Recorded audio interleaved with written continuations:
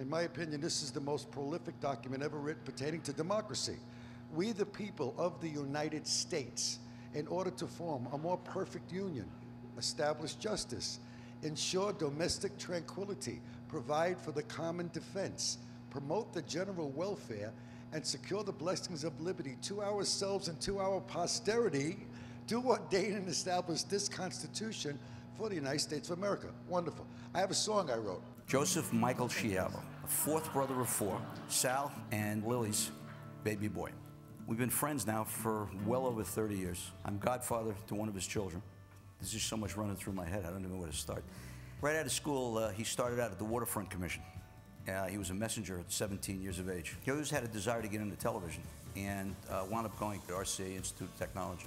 Found his way to ABC, and while there, they found out that he had a commercial driver's license. And that's eventually when they put him out on the trucks and he started driving the TV trucks around the country. At one point, there was no such thing as handheld cameras. As the technology advanced, Joey was one of the first handheld cameramen for sports. The PC-70 was like 80 some odd pounds. That was just a backpack. I'm not quite sure at that time who weighed more, the backpack or Joey. With the handheld, he did some amazing things. For example, one of the openings for Monday Night Football, it looks like it was done on film, but it wasn't. It was actually shot with the handheld camera. And when roll videotape in 5. And roll tape. It came from the top, and that was Roone Arledge. He was a dreamer and a creator and did things that nobody had ever done on television. Roone encouraged the guys to create. He didn't tell them to do this, do that, do that. And Joey was, one of the guys who was very creative.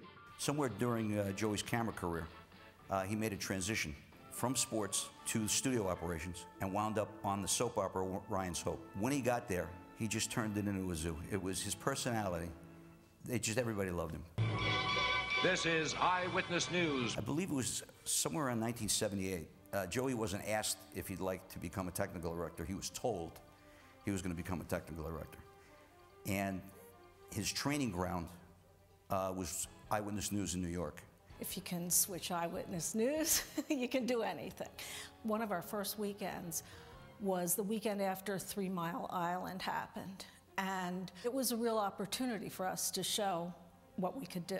Because we were in the trenches together then, a bond was formed. I was the first female director hired for local news. And some of the crew people weren't very sure about me, and Joey made sure everyone else knew that I could do the job. After learning his craft as a technical director on Eyewitness News for a year and a half, he temporarily was going to fill in for 5 shows on the beginning of the 1980 Monday Night Football season. Chet Forty walked into the truck one night and said, "The other guy's not coming back, you have the job." And he did the next 22 years on Monday Night Football.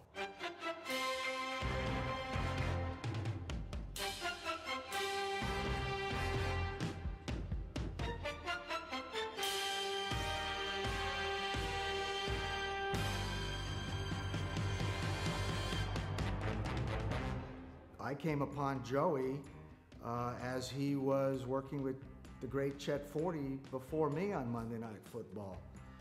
And I think what I remember about Joey was he embraced me coming aboard.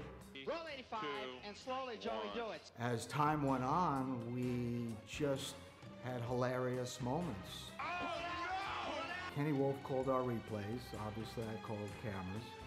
We worked together, the 3 of us. Take 5! Take 5! Joey stayed calm. Take 2! Pull it out 2! Every time Kenny would talk in my ear during the game, I could hear the chaos and the bedlam down there in the truck.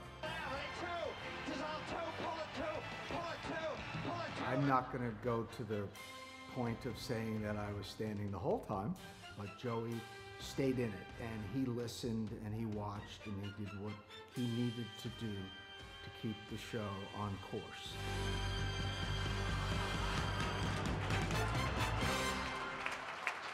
In 2000, sports operations slowly migrated to ESPN up in Bristol, and Roone's dream was coming to an end.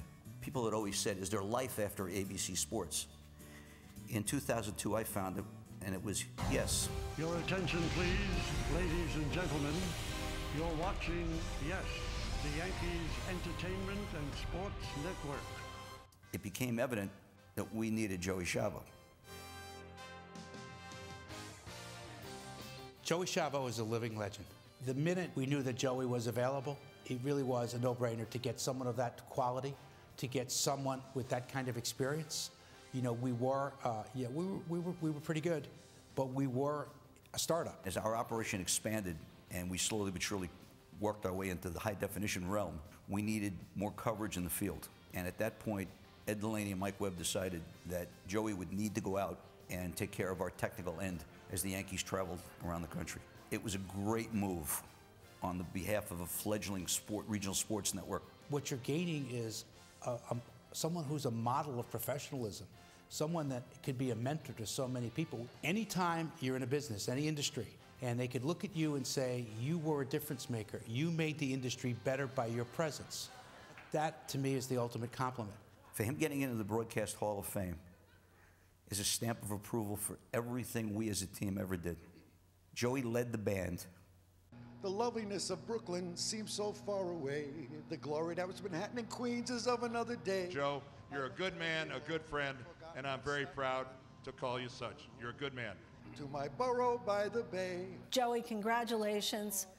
You've had an incredible career, and it's really just beginning. To be where elevated trains speed swiftly through the streets. I would like to offer my congratulations, as so many of us who work with you and basically for you. Waits there on Arthur Avenue, across from Giovanni's. The SVG Hall of Fame is quite an honor, and I can't think of anyone more deserving than you. For me. Now, if Jack says this is in the key of off, I'm going to kill him. Schiavo, congratulations, pal. Nobody did it better. Nobody ever will. I'm very proud of you.